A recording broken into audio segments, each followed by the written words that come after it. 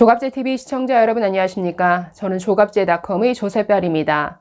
지금 시각은 2022년 5월 24일 저녁 6시를 가리키고 있습니다. 더불어민주당의 박지원 공동비상대책위원장이 오늘 오전 갑자기 긴급 기자회견을 열었습니다. 6일 지방선거 판세가 불리하게 돌아간다라고 판단해서인지 갑자기 읍소 전략으로 나왔습니다.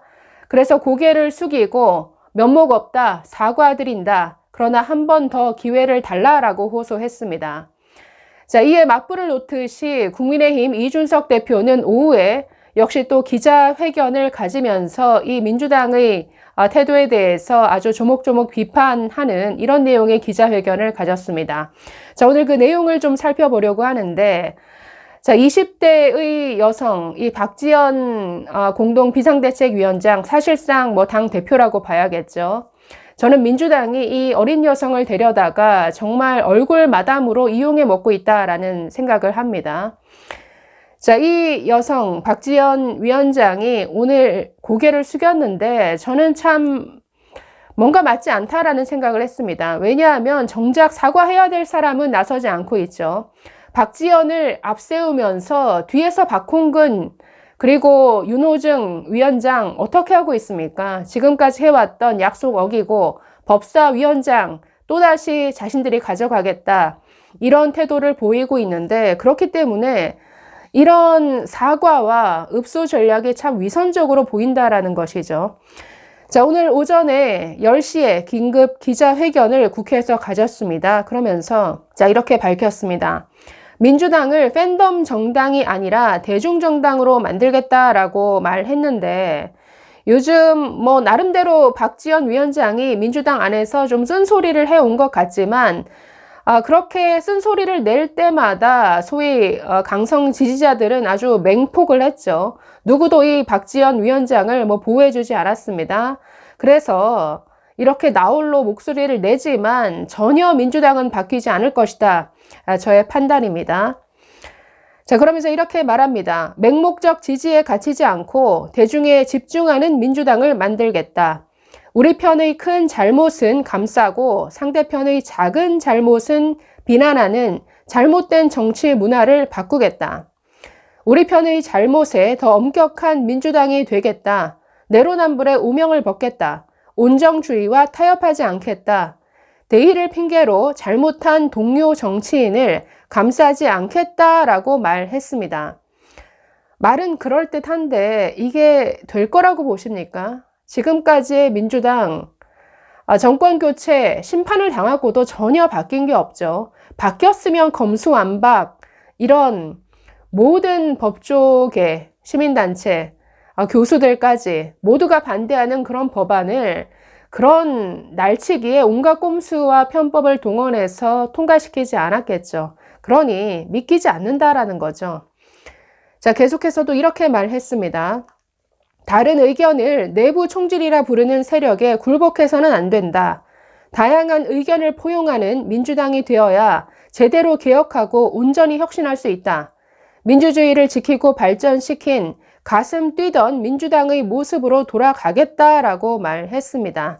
네, 역시나 믿기지 않습니다. 민주당이 과연 변할 수 있을까요? 저는 뭔가 순서가 잘못됐다라는 생각이 드는데, 진단은 잘 하고 있죠. 맹목적인 지지에 갇혀서 철저히 진영 논리를 따르죠. 그래서 내부에 어떤 비판 목소리조차도 용납하지 않는데, 문제는 순서가 잘못됐죠. 이런 거를 고치고 나서 바꾸고 나서 저희가 이렇게 바뀌었습니다. 그러니 이번엔 한 번 더 기회를 주십시오라고 해야 되는데, 아니 한 번 더 기회를 줘 보십시오. 그러면 우리가 바꾸겠습니다. 완전히 한참 순서가 잘못된 것 같습니다. 자, 이어서 또 이렇게 말합니다. 유세 현장에서 왜 반성해야 되는 사람들이 다 나오냐고 아픈 소리도 들었다. 정말 면목이 없다라고 하면서 허리를 숙여서 사과했습니다. 그러면서 민주당 후보들에게 마지막이라는 생각으로 딱 한 번만 더 기회를 달라. 더 깊은 민주주의, 더 넓은 평등을 위해 타오르는 불꽃이 되어 나아가겠다. 저에게 기회를 달라라고 재차 고개를 숙였습니다. 네, 죄송하다. 기회를 달라. 그러면 우리가 바꿔보겠다. 이런 내용인데 지금 뭐 선거가 불리하게 돌아가다 보니까 지금 늘 지금까지 해왔던 또다시 뭐 엎드려 절을 하고 눈물 쇼를 하는 이런 읍소 전략으로 나오는 것 같습니다. 문제는 앞에서 이러면서 뒤에서 지금 민주당이 하는 짓을 한번 보자는 거죠. 자, 오늘 일제히 그 일간지 사설이 저걸 비판했습니다. 지금 뭐 조선일보 사설 제목 보시면 민심 외면 폭주 민주당 대선에서 심판받고도 합의를 또 무시한다.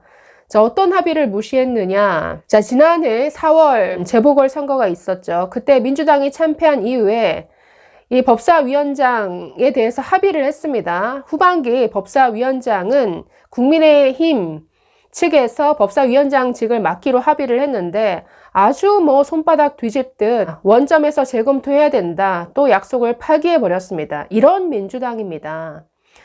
자, 법사위원장 자리는 그동안 이 국회 관행이 있었습니다. 국회의장직을 다수당이 가져가면 법사위원장직은 소수당이 가져가는 것, 그게 오랜 전통이었습니다. 그런데 이 민주당 180석이 들어서고 나서 그런 모든 국회의 관행들, 전통들이 완전히 무너져 버렸죠. 그러면서 그 이후에 온갖 폭주가, 온갖 편법이 동원되어서 정말 엉망진창으로 만들어 버렸습니다.